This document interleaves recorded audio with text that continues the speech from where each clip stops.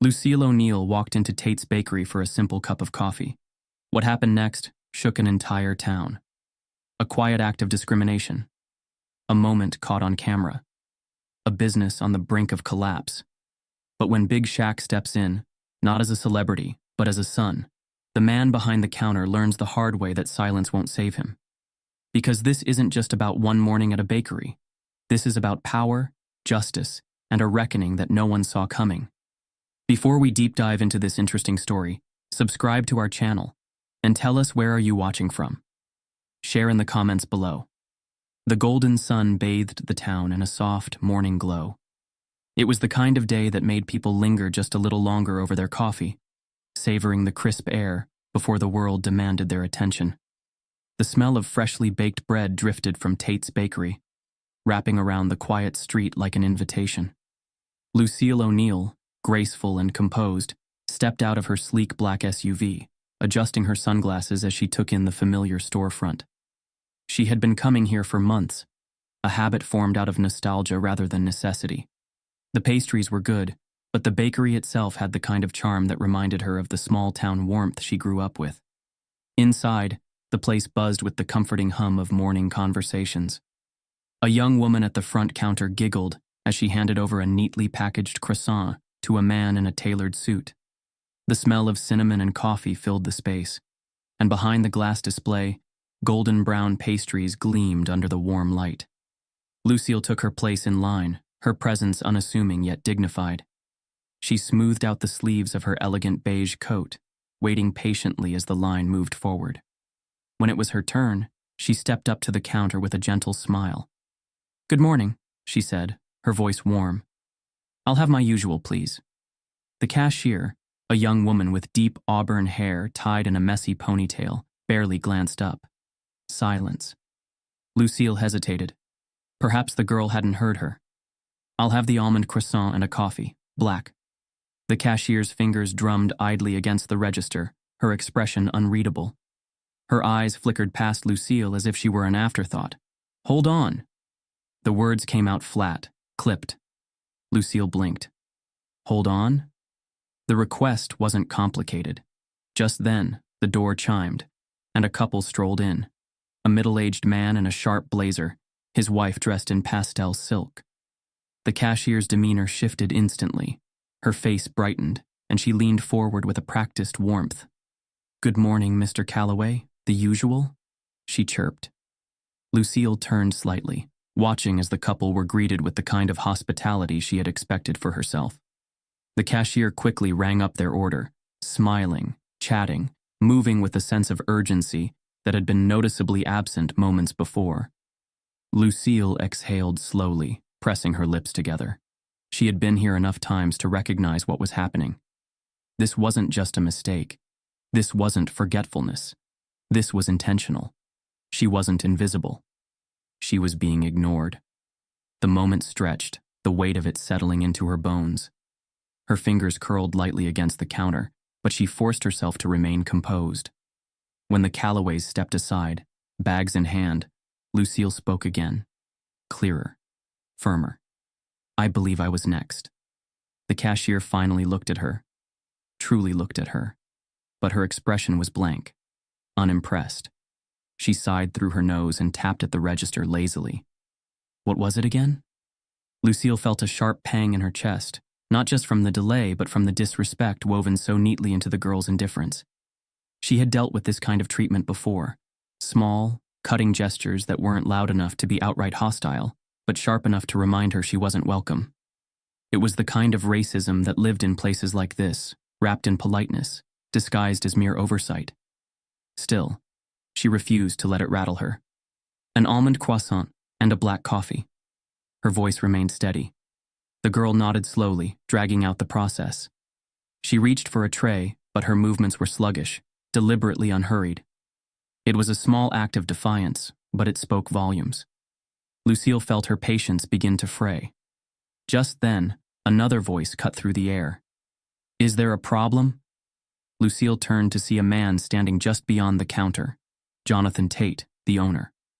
Tate had the posture of a man who had spent years in the same place, watching his business thrive under his watchful eye.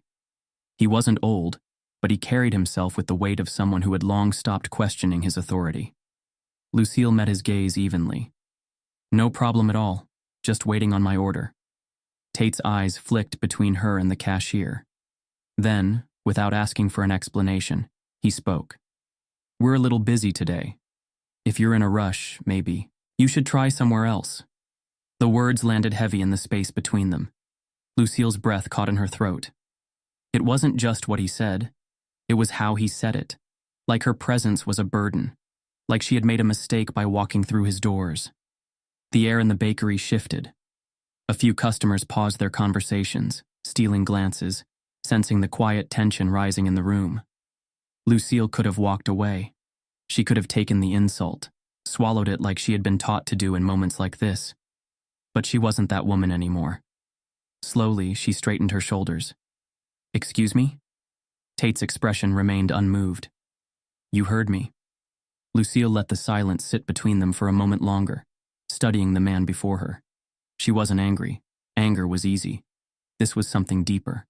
A quiet, settled kind of disappointment that had been earned over years of watching people like Tate get away with treating people like her as less than.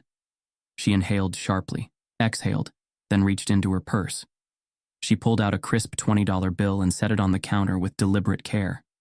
"Keep the change." Then, without waiting for the order that would never come, she turned and walked out of the bakery, leaving behind an uncomfortable silence that clung to the walls like smoke. As she stepped onto the sidewalk, the morning air no longer felt fresh. Her phone buzzed in her pocket. She ignored it. She had expected a normal morning, a simple moment of routine and familiarity. Instead, she had walked straight into a reminder that even here, even now, some things hadn't changed. And as she slid into the driver's seat, gripping the wheel a little tighter than before, she knew one thing for certain. This wasn't over. Lucille O'Neill wasn't a woman who made a scene. She was raised to carry herself with dignity, to pick her battles, and to walk away from ignorance rather than feed into it. But there was something about this moment, the dismissiveness, the sheer audacity of it, that settled in her chest like a burning coal. She stood firm in front of the counter, her back straight, her expression measured.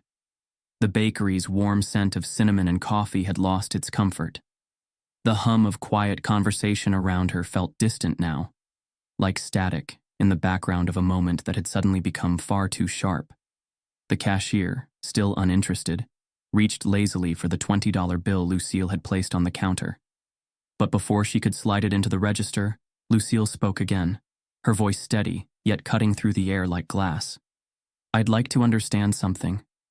The cashier hesitated, her fingers still on the bill, but she didn't look up. A few customers in the bakery turned their heads slightly, sensing a shift in the atmosphere. "Was there a reason I was ignored?" Lucille asked, her voice calm but unwavering. "Or is that just how you do business?" Finally, the cashier lifted her gaze. She looked young, early 20s maybe, but her eyes carried something colder than just inexperience. Indifference. The kind of practiced carelessness that people used when they knew they could get away with it. "I told you we're busy," the girl muttered, as if the excuse were enough. Lucille let the silence stretch between them, not looking away, not letting it slide. "Too busy for me?" The words weren't loud, but they were deliberate, and they hit harder than if she had raised her voice. The customers in the shop were no longer pretending not to listen. A few had stopped mid-sip, their cups hovering near their lips. Others shifted awkwardly, eyes darting between Lucille and the girl at the register. Some seemed uncomfortable, some amused, and a few carried expressions that made Lucille's skin prickle. People who silently approved, who thought this was exactly how things should be. The tension cracked further when a door behind the counter swung open. Jonathan Tate stepped out. His presence wasn't imposing, but it carried weight. He was a man in his late 50s, dressed in a simple button-down, sleeves rolled up, apron still tied around his waist. He had the kind of face that had weathered years of business, the kind of posture that told you he had built this place with his own hands. And with that posture came something else, entitlement. His eyes flicked between his employee and Lucille, and in an instant, a quiet understanding passed between him and the girl. It was unspoken, but clear. She didn't need to explain. He already knew, and he already had an answer ready. "Ma'am?" Tate said, exhaling like he had just been interrupted from something important. "Is there a problem?" Lucille met his gaze, refusing to let him intimidate her. "I believe I was skipped in line, twice." Tate let out a slow, drawn-out sigh, the kind people used when they wanted you to feel like you were being difficult. He turned his attention to the cashier. "You skipped her?" he asked, though there was no real concern in his voice. The girl shrugged, a ghost of a smirk on her lips. She was taking too long to order. A sharp, incredulous laugh escaped Lucille before she could stop it. "Too long?" she repeated, tilting her head slightly. "I ordered in less than 5 seconds, and I was ignored." Tate's lips pressed into a thin line. His patience was clearly wearing thin. "Look," he said, rubbing a hand over his jaw. "We've got a lot of customers to serve. If you don't like the service, you're free to take your business elsewhere." Lucille's jaw tightened. There it was. The dismissal. The quiet way certain people told you you didn't belong. She wasn't expecting an apology. But this was arrogance. A flicker of movement caught her eye. Someone in the crowd, a young man near the back, was holding up his phone, recording. For the first time, the weight of the moment fully settled over her.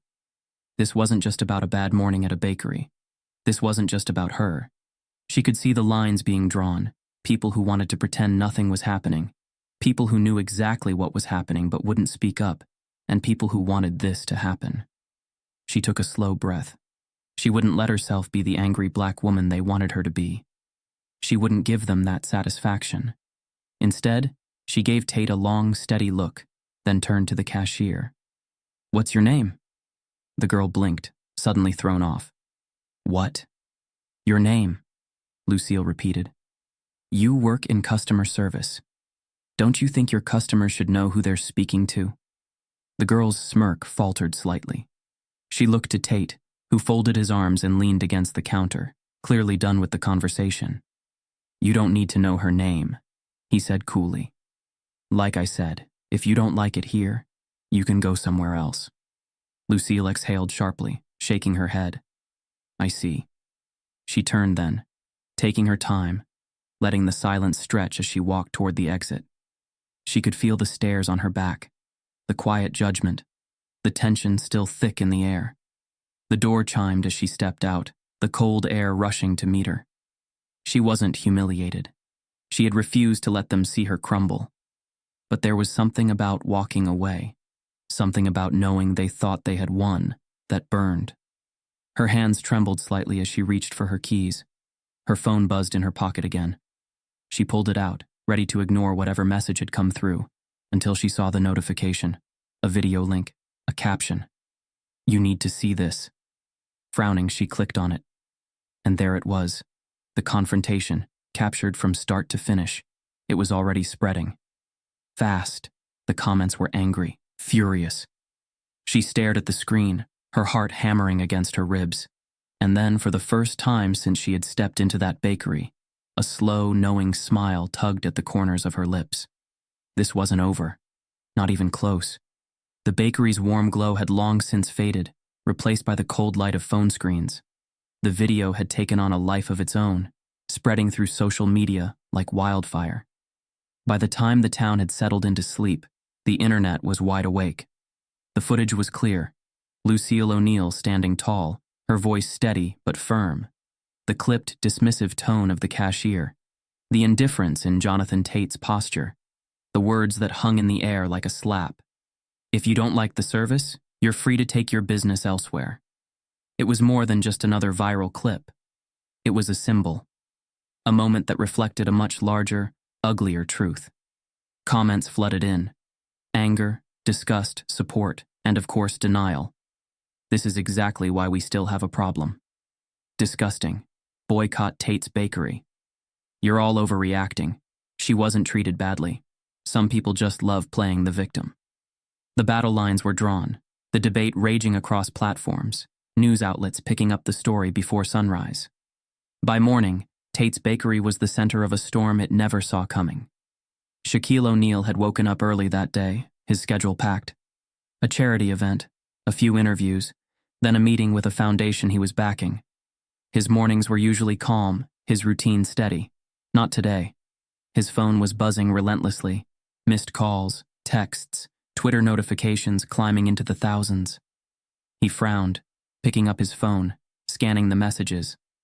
Most were variations of the same thing. You seen this yet? Yo, what's going on with your mom? You need to check this out, man. Still half asleep, he clicked the link.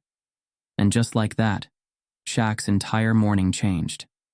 The video played out in crisp detail. He saw his mother, calm but unmistakably firm. He saw the shift in the room, the tension, the ugly entitlement on Tate's face. He heard the words, felt the disrespect. By the time the clip ended, Shaq was sitting up, fully awake, his jaw tight. His mother had texted him too. A short, almost dismissive message. It's nothing. Don't worry about it. But it wasn't nothing. Shaq had spent his entire life protecting the people he loved. On the court, off the court, his family always came first. And if there was one thing he knew about his mother, it was that she never wanted to be a burden. But this wasn't something to ignore. He took a slow breath, rolling his shoulders, forcing himself to stay calm. He wasn't just angry. He was disappointed. Not surprised, because he had seen this kind of thing happen his whole life. But disappointed, because people still thought they could get away with it. He tapped his phone screen, scrolling through his contacts, then pressed call. The line rang twice before a familiar voice answered. What's up, big man? Shaq's voice was steady, but there was no mistaking the weight behind his words. We need to talk. And just like that, things were set into motion. This wasn't going to be another viral moment lost in the noise. This was personal, and it wasn't over. The morning air was crisp, but inside Tate's bakery, the atmosphere was anything but light. There was a weight in the air, an unspoken tension clinging to the walls like humidity before a storm. The news had spread far beyond this small town.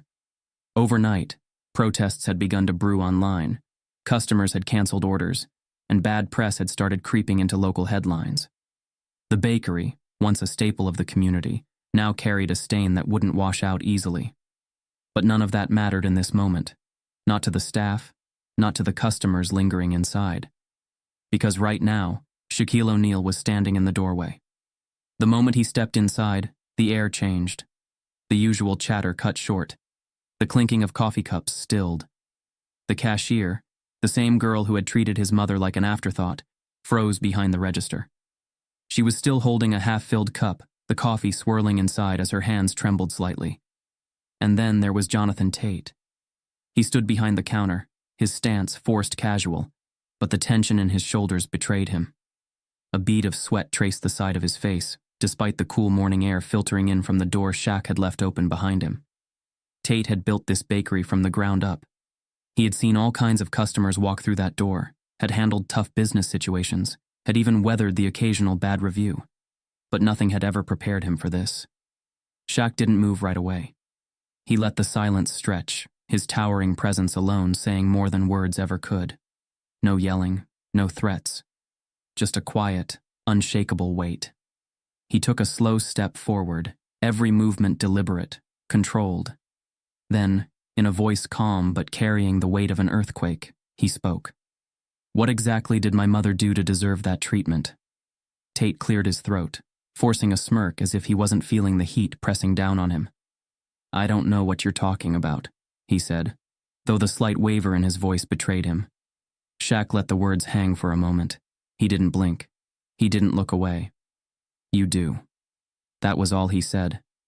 And somehow, it was worse than if he had yelled.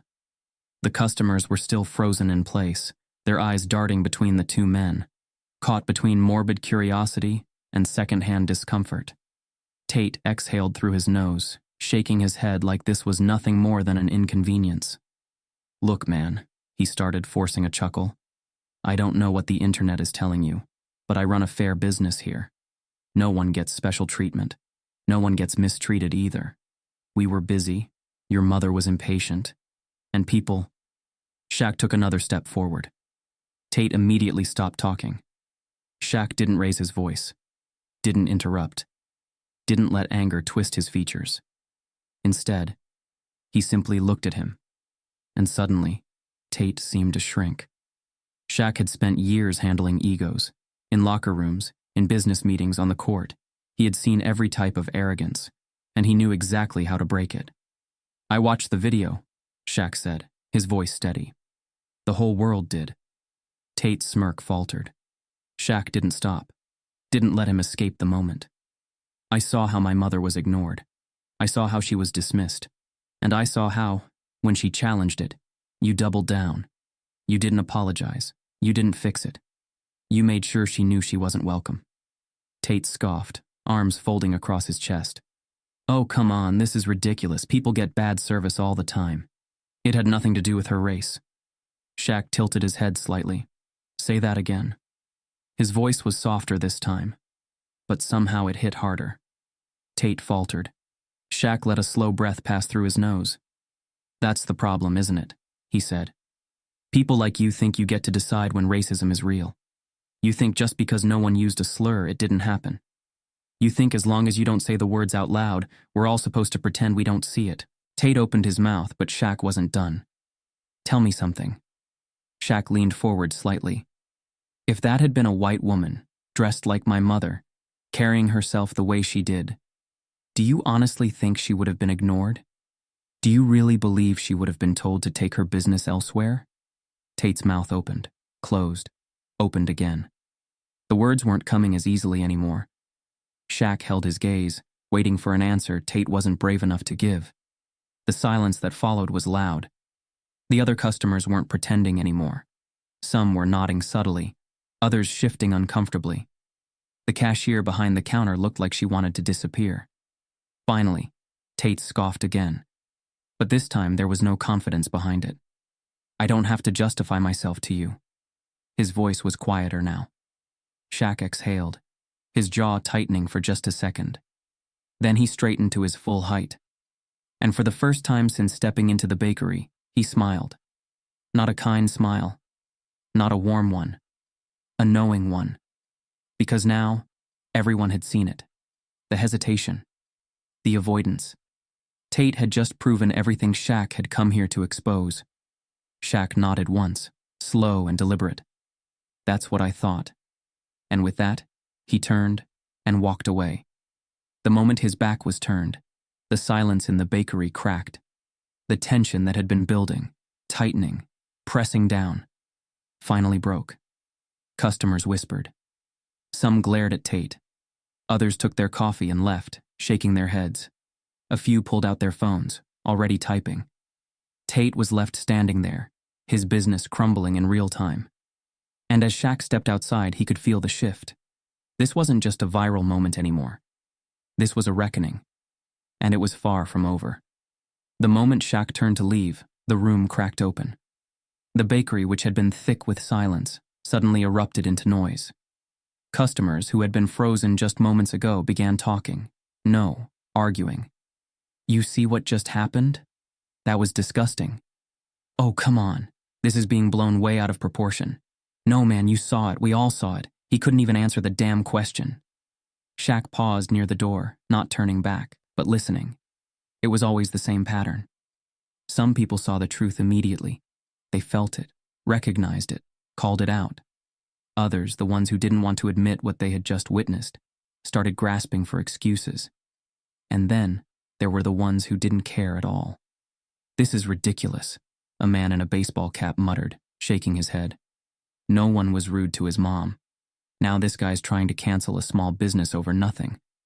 A woman scoffed, loud enough to be heard. "You ever been ignored at a counter before? No? Then maybe sit this one out." Tate, still behind the counter, watched the argument unfold, his fingers curling into a fist on the countertop. He wasn't looking at the customers. He was looking at Shaq. He was losing control of his bakery, of the moment, of the narrative. And that, more than anything, made him snap. "You think because you're famous, you can walk in here and act like you own the place?" The bakery fell silent again. The words hit the air like a slap. Shaq turned back slowly. His face was calm, but his His eyes carried something sharp, something piercing. Tate didn't back down. If anything, his chest puffed up. He wasn't going to be humiliated in his own shop. Not by some basketball star who thought he could waltz in and dictate how things worked. "You people," Tate started, shaking his head. Shaq lifted a hand. "Careful." Tate stopped. He swallowed. He hadn't meant to say it out loud, but he had meant it. And everyone in the room knew it. Shaq let the silence stretch before speaking, his voice low and measured. "This isn't about fame."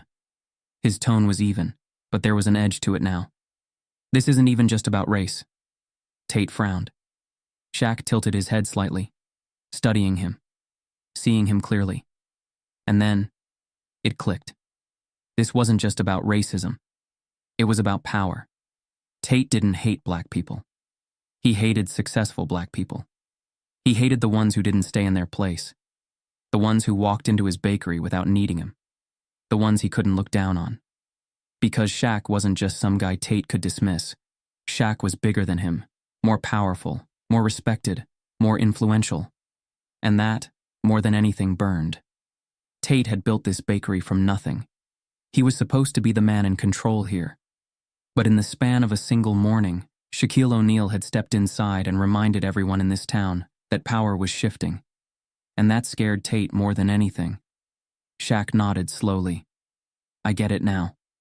Tate flinched slightly but tried to hide it. "Get what?" Shaq exhaled.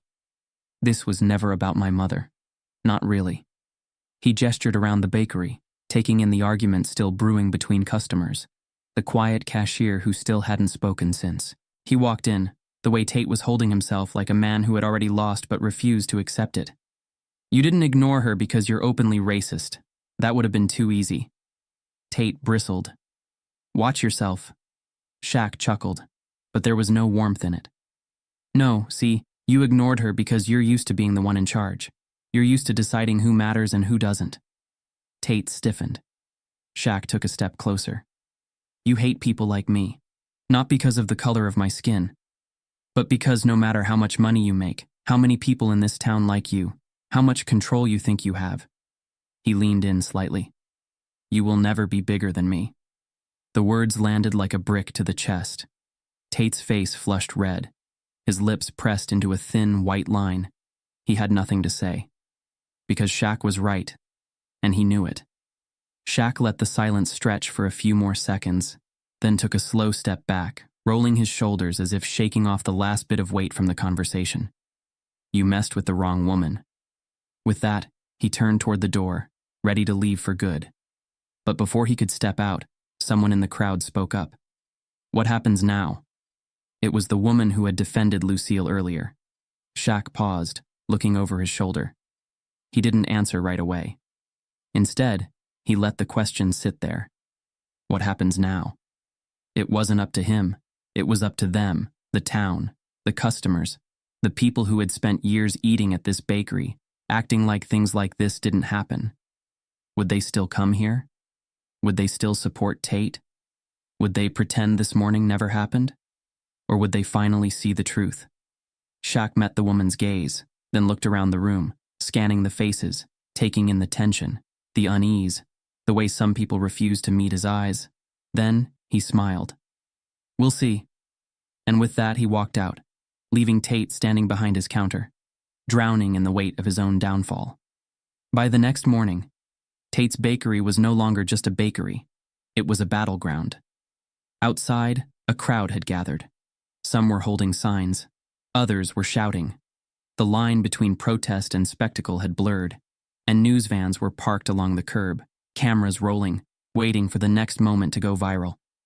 The town had split in two. On one side, people stood in front of the bakery, signs raised, faces tight with anger. "Accountability matters. Do better, Tate. No room for racism here."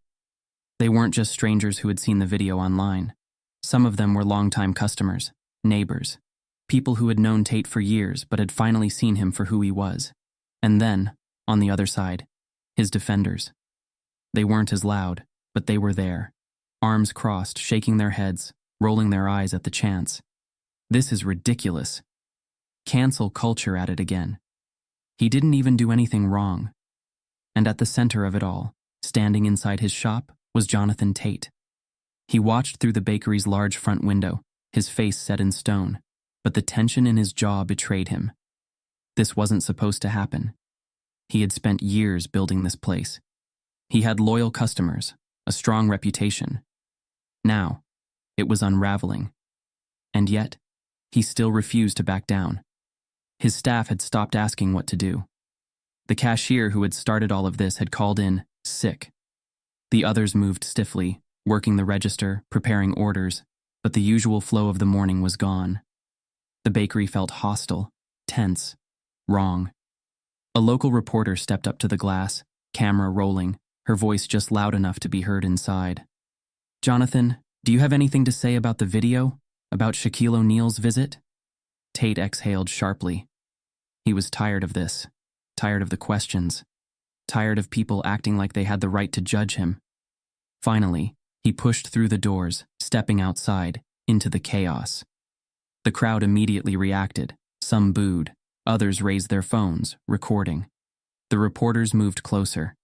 Tate lifted his hands, pretending to be calm. "Listen," he said, his voice carrying over the noise. "I've had enough of this. The internet is overreacting. People get bad service all the time. It wasn't about race. This whole thing has been blown way out of proportion." Shouts rang out from the protesters. "Then why couldn't you answer Shaq's question? If it wasn't about race, why didn't you treat her the same?" Tate ignored them. He focused on the cameras, the audience that actually mattered. "I'm not apologizing for something I didn't do," he said firmly. "This is my business. I have the right to serve who I want, how I want. If people don't like it, they can go somewhere else." More yelling, more protests. But Tate stood firm, convinced he was winning. And then, a voice cut through the noise. Not from the crowd, not from the reporters, from inside the bakery. "You always were too damn stubborn for your own good." The air shifted. People turned. Even Tate froze. Standing just outside the doorway, arms crossed, expression unreadable, was Donna. His longest-standing employee. His right hand in the business for over a decade. The woman who had practically helped build this bakery alongside him. She never spoke against him, never questioned him publicly. Until now. The crowd fell silent, waiting. Tate frowned. "Donna, what the hell are you doing?" She stepped forward slowly, her expression unreadable. "I've been working here for 15 years, she said. "I've seen a lot." Tate's stomach dropped. He knew exactly where this was going. "Don't do this," he muttered, voice low. "Not here. Not now." But she didn't stop. "I saw how you treated Lucille O'Neal. That wasn't new." Her voice carried a sharpness that cut through the crowd. "That's just how you've always been." A murmur rippled through the crowd. The reporters leaned in. Tate felt the ground shifting beneath him. "Donna," he said through gritted teeth, "this is not your business." She let out a dry laugh. "You're right, it's not. That's why I'm done." Silence. A sharp, painful kind of silence. Tate's stomach twisted. Donna shook her head, stepping back, finally letting go of years of loyalty that he had never deserved. "I quit." Gasps. Even Shaq, watching from a distance, tilted his head slightly. Tate stared at her, eyes burning. "You don't mean that." But she did. She unhooked her apron, let it drop to the ground, and turned away without another word. Tate stood there, speechless. The bakery suddenly felt smaller. His own people were turning against him. And for the first time in a long time, he felt something unfamiliar, something he had never allowed himself to feel before. Doubt. He had told himself he was right, that this was just another controversy, another internet tantrum that would fade. But Donna had been with him since the beginning. And now, she was done. The cameras were still rolling. The crowd was still there. The bakery was still open. But Jonathan Tate had never felt smaller. And somewhere in the back of his mind, a horrifying thought crept in. Maybe, just maybe, he really was the villain in this story. Jonathan Tate sat in the dimly lit office at the back of his bakery, his fingers gripping the edge of his desk. The noise outside, the protests, the reporters, the endless murmurs of betrayal, felt like a dull roar pressing against the walls. He had spent the last 24 hours drowning in it. He never imagined things would spiral like this. Losing customers was one thing. Losing Donna, that was something else entirely. He had built this place from the ground up. Every brick, every menu item, every carefully crafted reputation, it had been his control, his rules, his success. Now all of it was slipping through his fingers. The door creaked open, and Tate barely had the energy to look up. Shaquille O'Neal stepped inside, closing the door behind him. The air shifted. For the first time since this mess started, it was just the two of them. No cameras, no crowd, no audience. Tate scoffed, shaking his head as he leaned back in his chair. "You here to gloat?" Shaq didn't sit. He didn't need to. He simply placed his massive hands on the back of the chair across from Tate's desk, leaning slightly, his gaze sharp. "You think losing your business is the worst thing?" His voice was calm, measured. "Number. The worst thing is looking back one day and realizing you were the villain in your own story." Tate let out a dry, bitter laugh. "Oh, that's rich." Shaq didn't react. He simply studied him, waiting. Tate exhaled sharply, rubbing a hand down his face. "You want an apology? That it?" "No." That answer caught him off guard. Tate frowned. "Then what do you want?" Shaq pulled the chair back, finally sitting. He laced his fingers together, resting his elbows on his knees. "I want change." Tate let out another scoff, but Shaq didn't let him interrupt. "I could let this place go under," Shaq continued. "I could let you dig your own grave, watch you lose everything."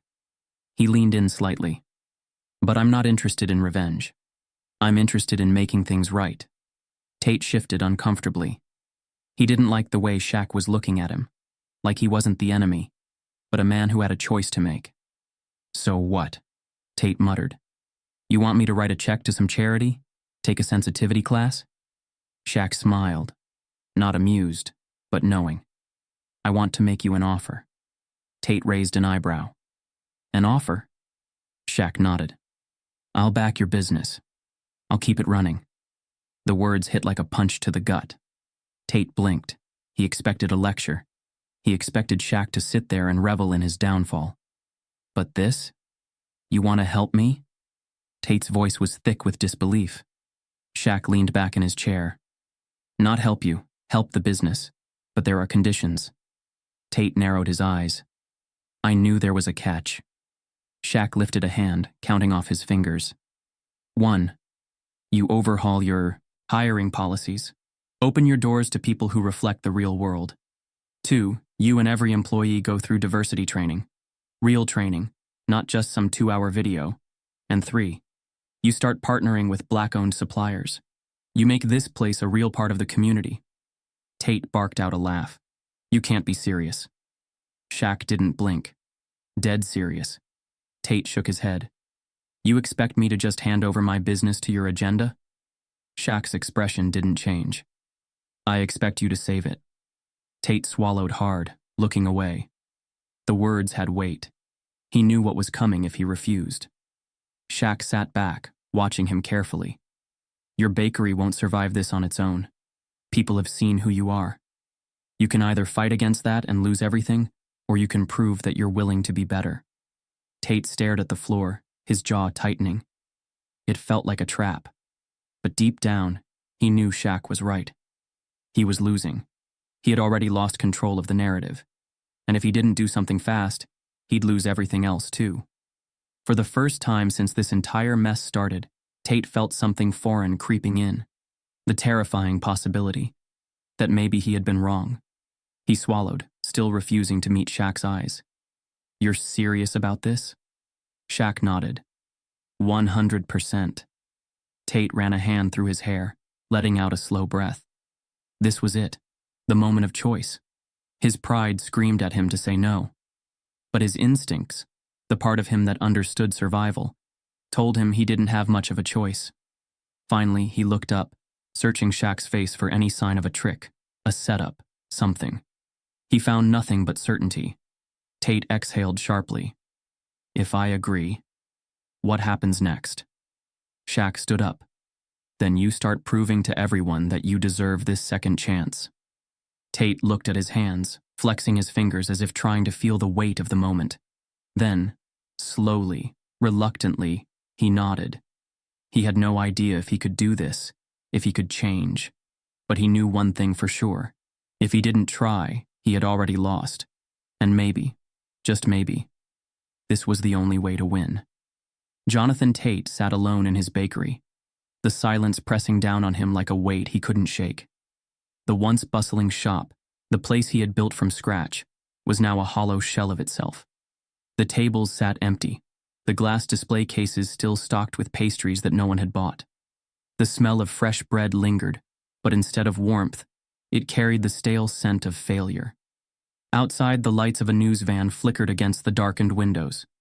The reporters were still out there, waiting, watching, ready for his next mistake. The last few days had been a nightmare. Boycotts, bad press, walkouts. His most loyal customers had vanished.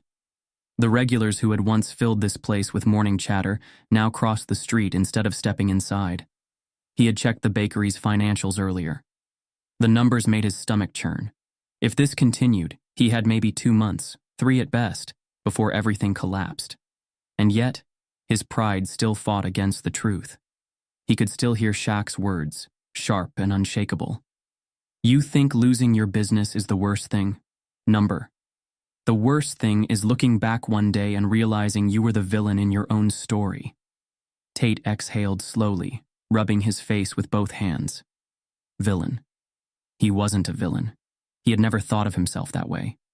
He was a businessman, a hard worker, a self-made man. And yet, Donna had left. His own employees didn't trust him. His own town had turned against him. And for the first time, he had no one left to blame but himself.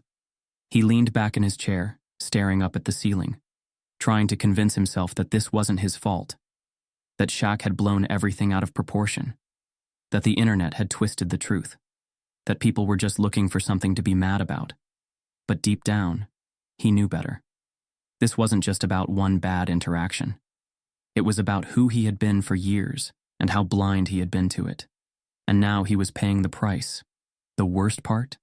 Shaq had given him a way out, a way to fix this, a way to survive. But taking it, accepting Shaq's offer, would mean admitting he had been wrong. His ego screamed against it. He had spent years being the man in charge, making the rules, deciding how things worked. And now, he was being told to change, to open his doors to new employees, to partner with Black-owned businesses, to go through diversity training like some clueless corporate manager who didn't know how to treat people. It felt like an insult, like an attack on everything he had built. And yet, it was the only way forward. His survival depended on it. Tate let out a bitter laugh, shaking his head. The irony wasn't lost on him. He had spent his whole life believing that hard work, grit, and self-reliance were all that mattered. Now, the only thing that could save him was the man he had dismissed as an outsider. The man who had walked into his shop and exposed everything Tate had tried to ignore. Shaq had been right about one thing. This wasn't just about race. It was about power. Tate had built this bakery believing he was in control, that he got to decide who mattered. And now, that illusion was shattered. For the first time in years, Jonathan Tate wasn't the one holding the cards. And he hated it. But more than that, he feared it. Because if he accepted Shaq's deal, if he changed his business, changed himself, who would he be after that? He had spent his whole life believing he was a good man, a fair man, a hard-working American who had done everything right. But what if, all this time, he had been the problem? The thought made his chest tight. His hands clenched into fists on the desk. He didn't want to accept it, but he couldn't ignore it anymore. Tate closed his eyes, inhaling deeply. For the first time since this all started, he allowed himself to sit with the truth. No excuses, no anger, no defense, just the raw, ugly truth of who he had been and who he could still become. Outside, The reporters were still waiting. Inside, Tate sat alone, finally facing himself. And by the time he opened his eyes again, he knew one thing for certain. Tomorrow, everything would change. Whether he was ready for it or not. The smell of fresh bread drifted out onto the street, curling through the crisp morning air. The sign above the door still read, Tate's Bakery, but everything else felt different. Inside, the place breathed new life. The once too familiar, too selective atmosphere had changed. The walls had been repainted in warm, welcoming tones. The layout had been slightly adjusted, the space feeling more open, more inviting. But it wasn't the decor that made the biggest difference. It was the people. A mixed crowd filled the bakery now. Black, white, young, old, families, students, business professionals. Conversations flowed easily. Laughter mingled with the clinking of coffee cups. The once unspoken rules of who belonged and who didn't had been erased. For the first time in years, Tate's Bakery truly felt like it belonged to everyone. At the back of the shop, Jonathan Tate stood in silence, watching. He wasn't behind the counter anymore. He wasn't at the register, or calling out orders, or shaking hands with longtime customers. Instead, he stood by the doorway to his office, arms folded, observing a world he had almost lost. The bakery had survived, but he knew. He was no longer the same man who had once run it. The changes hadn't come easily. The hiring policies had been rewritten from the ground up. His staff now included a diverse mix of backgrounds, something that had once seemed so insignificant. But now, as he watched them work seamlessly together, he wondered how he had ever believed otherwise. Diversity training had been met with resistance at first, especially from him. He had hated sitting through those meetings, being forced to confront things he had spent a lifetime ignoring. But he had listened. And despite his instincts to push back, to fight, to argue, he had learned. Partnering with Black-owned suppliers had been another battle. At first, it had felt like a forced move, a business deal made out of necessity rather than belief. But then he had met them. He had seen the same hunger, the same fight, the same pride in their work that he had always had in his own. And it had humbled him. This wasn't charity. This was what business should have been all along. Now, standing at the back of his own bakery, he no longer felt like the king of his castle. And maybe that was a good thing. The bell above the door jingled, and Tate's chest tightened slightly. Lucille O'Neill had just walked in. She hesitated for only a second before stepping fully inside, her presence as composed and graceful as ever. She took in the bakery, the new faces, the new energy, the undeniable shift in the air. A staff member at the counter, a young Black woman, smiled warmly. Not out of obligation, not out of forced politeness. A real smile. "Good morning. Welcome to Tate's Bakery. What can I get for you?" Lucille let out a breath she hadn't realized she was holding. And then, slowly, she smiled back. Tate exhaled from his place in the shadows, his shoulders easing in a way they hadn't in months. This was it. This was what he had fought so hard against, and what he had needed all along. At that moment, Shaq stepped through the door. Tate felt him before he saw him. The familiar presence, larger than life, yet somehow never overbearing. Tate turned, eyes meeting Shaq's from across the room. For a long moment, neither of them spoke. They didn't need to. Shaq didn't offer a smirk, didn't say, "I told you so." And Tate didn't offer an apology, not because he wasn't sorry, but because Shaq already knew. They both did. Instead, Shaq simply gave a small nod. Tate returned it. Simple. Enough. At the far end of the shop, hanging just above the counter, was a framed newspaper clipping. The headline read, "Second chances taste sweeter." Tate had never believed in second chances. Now, he was living in one. And for the first time in his life, he didn't want to waste it. Some stories aren't just stories, they're mirrors. How many moments like this go unseen? How many people walk away unheard? Change doesn't start with the ones who get caught. It starts with the ones who choose to see. The next time silence feels easier, ask yourself, what would you have done?